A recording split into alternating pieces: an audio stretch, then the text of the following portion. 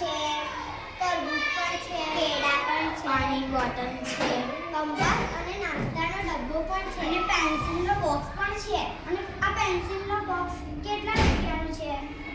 100 રૂપિયા ભાવ છે. 100 રૂપિયા.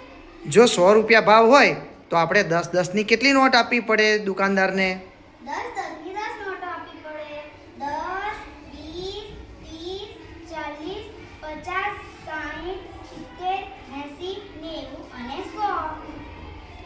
લો આ 100 રૂપિયા.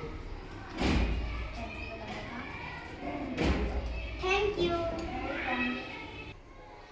ભાઈ રબરનું બોક્સ લેવા કેટલા રૂપિયા?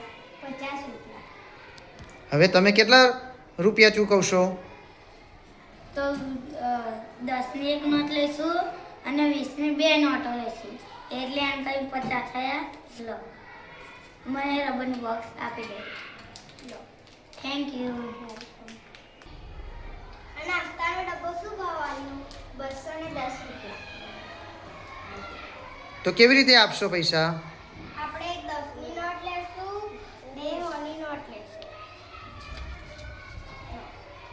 મને નાસ્તાનો ડબ્બો આપ્યો. Thank you. Bye bye. આ તરબૂચના કેટલા રૂપિયા? 80 રૂપિયા કિલો. તમારી પાસે તો 50-50ની 2 નોટો છે એટલે 100 થયા. તો તમારે મને 20 રૂપિયા પાછા આપવા પડે. લો 20 રૂપિયા. Thank you. વેલકમ. ભાઈ આ કંપાસના કેટલા રૂપિયા છે? 110 રૂપિયા. મારી પાસે તો 200 નોટ છે. મારી પાસે તો 200 રૂપિયા છે. તો તમારે મને 90 રૂપિયા પાછા.